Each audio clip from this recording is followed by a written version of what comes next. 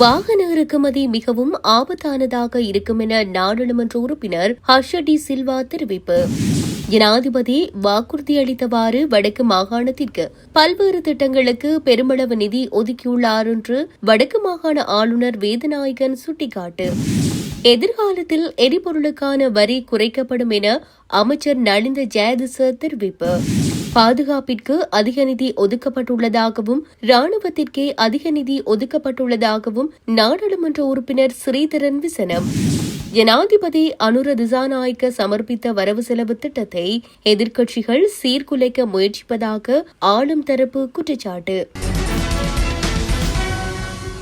தொடர்வன விரிவான செய்திகள். வாகனங்களின் விலைகள் குறிப்பிடத்தக்க அளவில் உயர்ந்துள்ளதால் வாகன இறக்குமதி மிகவும் ஆபத்தானதாக இருக்கும் என நாடாளுமன்ற உறுப்பினர் ஹர்ஷ டி சில்வா தெரிவித்துள்ளார். 2025ஆம் ஆண்டிற்கான வரவு செலவு திட்ட விவாதத்தை ஆரம்பித்து வைத்து இன்று பேசிய போதே அவர் இவ்வாறு குறிப்பிட்டுள்ளார். மேலும் ஜனாதிபதி தனது வரவு செலவு திட்ட உரையில் பெரும்பாலான வரி வருவாயை வாகன இறக்குமதியிலிருந்து எதிர்பார்க்கப்படுவதாக கூறியதாக தெரிவித்தார். வாகனங்களின் விலைகள் குறிப்பிடத்தக்க அளவில் உயர்ந்துள்ளது.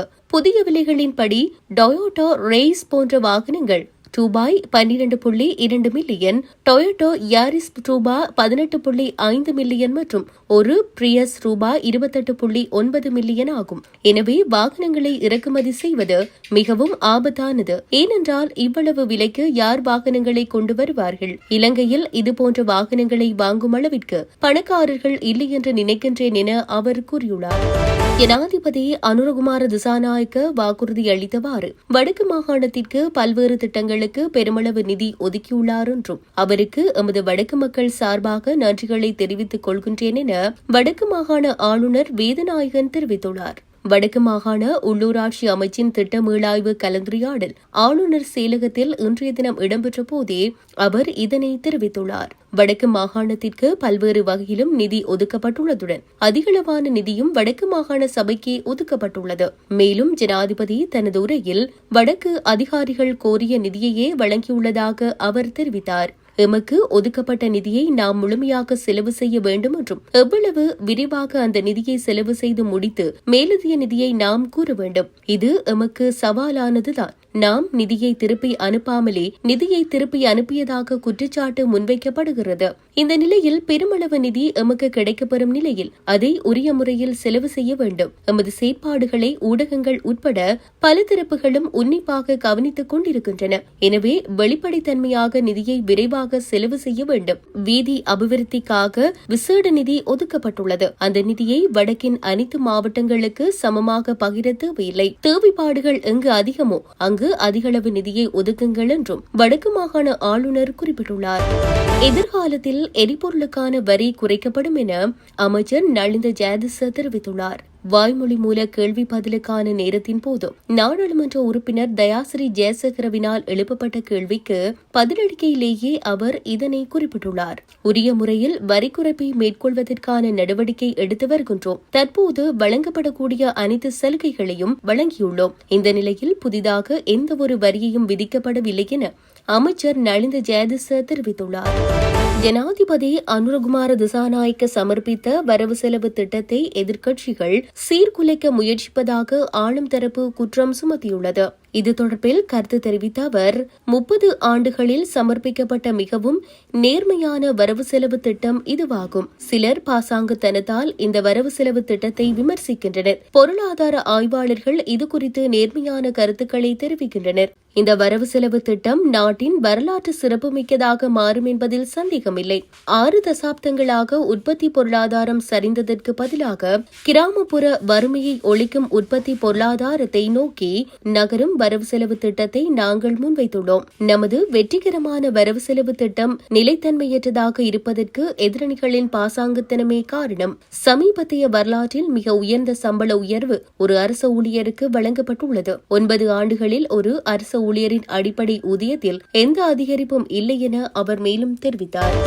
நாட்டில் யுத்தமில்லை, ஆயுதமில்லை எனினும் பாதுகாப்பிற்கு அதிக நிதி ஒதுக்கப்பட்டுள்ளதாகவும் ராணுவத்திற்கே அதிக நிதி ஒதுக்கப்பட்டுள்ளதாகவும் நாடாளுமன்ற நாடாளுமன்ற உறுப்பினர் ஸ்ரீதரன் தெரிவித்தார். இன்றைய நாடாளுமன்ற அமர்வில் கலந்து கொண்டு கருத்து தெரிவிக்கும் போதே அவர் இவ்வாறு தெரிவித்தார். அவர் மேலும் தெரிவிக்கையில், நாட்டின் பொருளாதாரம் மிளிர வேண்டுமெனில் நல்லிணக்கம் அவசியம். தூய்மையான இலங்கையை கட்டியெழுப்ப புலம்பெயர் மக்களை அழைக்க முன்னர் தமிழர்களின் பிரச்சினையை கவனம் செலுத்துங்கள். தமிழ் மக்களின் அடிப்படை உரிமைகளை நிறைவேற்றுங்கள். இனப்பிரச்சினை இலங்கையில் இருக்கின்றதென்பதை உணருங்கள். தமிழ் தேசிய இனத்திற்கு அங்கீகாரம் வழங்காதவரை பலனில்லை என அவர் தெரிவித்தார்.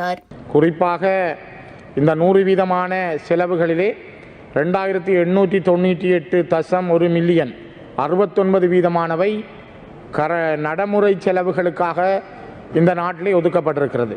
31% மட்டுமே 1320.2 பில்லியன் ரூபாய்கள் மட்டுமே முதலீடுகளாக இருக்கிறது. ஒரு நாட்டினுடைய பொருளாதார வளர்ச்சி என்பதும் பொருளியல் ரீதியாக அந்த நாடு முன்னேறுதல் என்பதும் நடைமுறை செலவை விட மூலதன செலவினூடாக அந்த நாட்டினுடைய பொருளாதாரம் கட்டியெழுப்பப்பட வேண்டும். அந்த நாட்டினுடைய பொருளாதாரத்தை கட்டியெழுப்புவதற்கு, வீழ்ந்து போயிருக்கும் இலங்கையின் பொருளாதாரத்தை நிமித்துவதற்கு, இலங்கையினுடைய மிக நெருக்கடியான காலத்திலே பொறுப்பை எடுத்திருக்கிற நீங்கள் இந்த விடயத்திலே அதிகமான கவனம் செலுத்த வேண்டிய ஒரு காலகட்டம் என்பதையும் நான் இந்த இடத்திலே குறிப்பிட விரும்புகிறேன். குறிப்பாக நீங்கள் பாதுகாப்பு செலவாக மொத்த வரவு செலவு திட்டத்திலே 10.5 கிட்டத்தட்ட 11% ஒதுக்கியிருக்கிறீர்கள். இந்த நாட்டிலே யுத்தம் இல்லை, சண்டை இல்லை, ஆயுதங்களுடைய சரசரப்புகள் இல்லை. ஆனால் 442 பில்லியன் ரூபாய்கள் பாதுகாப்புக்காக ஒதுக்கப்பட்டிருக்கிறது. இம்முறை சுகாதாரத்துக்காக மற்றும் கல்விக்காக ஒதுக்கப்பட்டிருப்பவை வரவேற்கத்தக்கது. இருந்தாலும் கூட பாதுகாப்பினுடையது இன்னும் பல மக்கள் குடியேற்றப்படவில்லை, மக்களுடைய காணிகள் விடுவிக்கப்படவில்லை, தமிழர் நிலங்களில் அவர்களுடைய நிலங்கள் அபகரிக்கப்பட்ட நிலையிலே இராணுவ பிரசன்னங்களோடு மிதமிஞ்சிய ஒரு இராணுவ ஆளணியோடு இருக்கிற இலங்கை 10-11% இராணுவத்துக்காக ஒதுக்கியிருப்பது இந்த நாட்டினுடைய பொருளாதார வளர்ச்சிக்கு உகந்ததல்ல. அதனை நாங்கள் எதிர்க்கிறோம். அந்த எதிர்ப்பையும் நாங்கள் இந்த இடத்திலே பதிவு செய்கிறோம். மிக முக்கியமாக இந்த நாட்டினுடைய பொருளாதாரம் வளர வேண்டுமென்றால் இந்த நாட்டிலே இருக்கின்ற இனங்களுக்கு இடையிலான ஒற்றுமை பலமாக்கப்பட வேண்டும்.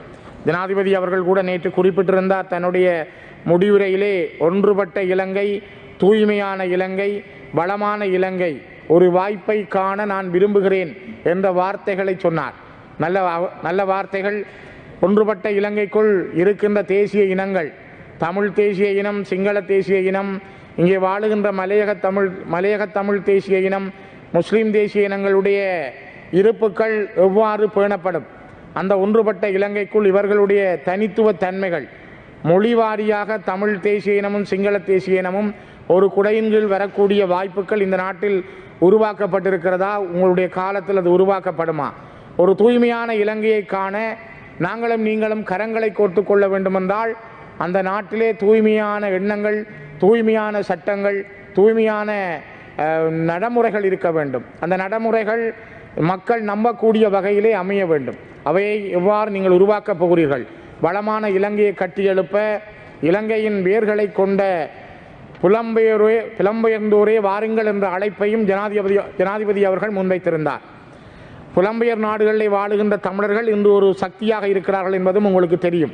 உங்கள் மீதும் அவர்கள் அபிமானம் கொண்டிருக்கிறார்கள்.